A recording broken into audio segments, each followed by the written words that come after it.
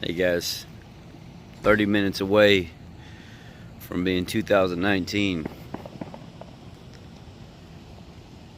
I just walking out of the movie theater and I seen a movie that I typically wouldn't see. I watched Second Act with Jennifer Lopez, and let me tell you what, wow, what an amazing movie. Not to talk about the movie too much, but to just tell you what I took away from that movie and how inspirational certain things in life are that you just don't expect to be inspirational.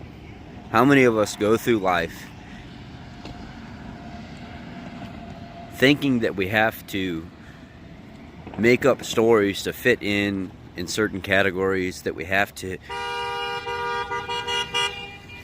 give something a name, that we have to create a category so we can bundle ourselves up and fit inside that category.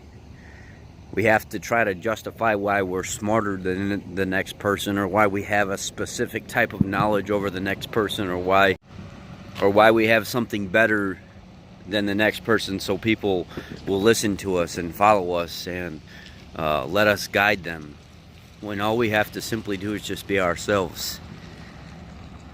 How many times do we go through life thinking that we're just not good enough, or that maybe because we messed up one time we shouldn't get a second chance, or because we don't fit a criteria that we shouldn't speak out about something, because we don't have a specific type of knowledge but we have years of experience doing something, but because that knowledge base, the credentials, the paperwork that's there don't follow suit, it means that we should just shut our mouth and stay stagnant and not try to educate from even the smallest bit of knowledge that we have that somebody could possibly use one day, that we could be an inspiration to somebody one day.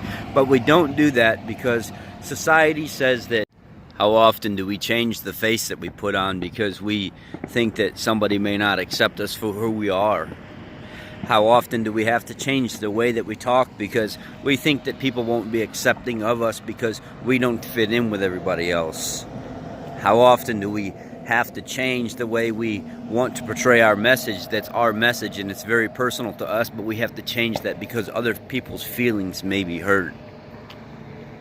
We're constantly doing this through our whole entire life, and yet we're never able to really truly be ourselves. If you think about it, our whole life we're taught to be something that we're not. There's a lot of times we're not given the choice to just be the person that we are. We're supposed to grow up to be a lawyer. We're supposed to grow up to be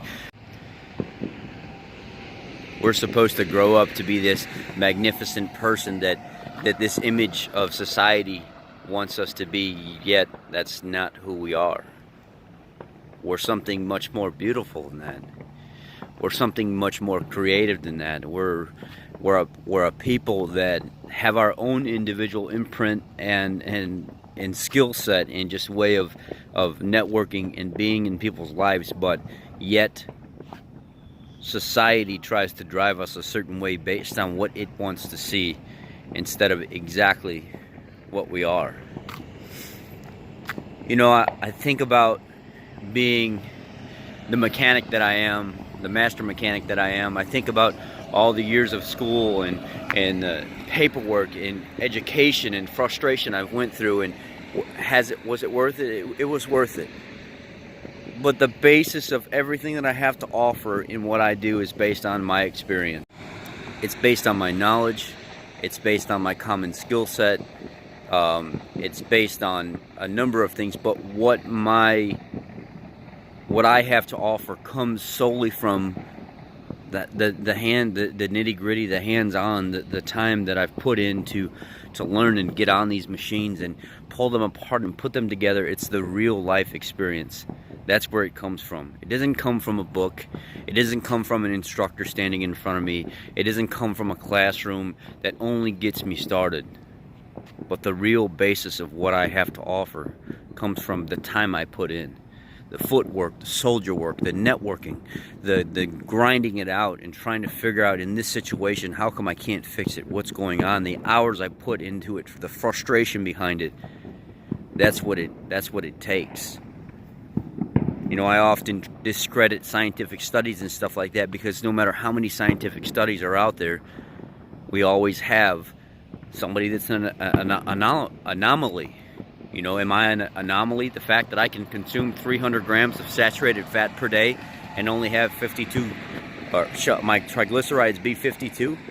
Is it an anomaly that I consume absurd amounts of protein and show no signs of you know, health problems or anything, that I continue to get healthier and keep losing weight? These are all real things. But yet we spend our whole lives trying to be something that we're not. We spend our whole lives trying to justify why we should be a certain way and why we should follow something a certain way, why we should put all our credentials and stuff into doing something a certain way instead of actually seeing the bigger picture and what it is. Be who you are. Do what you know. Quit trying to be something that you're not. You know, I look for these little moments in life, things that prove me wrong, that prove me that there's something much bigger than me, and I look for these moments in life that make me want to wake up and say, you know what, just because you don't like watching chick flicks, just because you don't like anything outside of an action movie or a horror movie, doesn't mean you can't take a second to say, maybe I would enjoy this.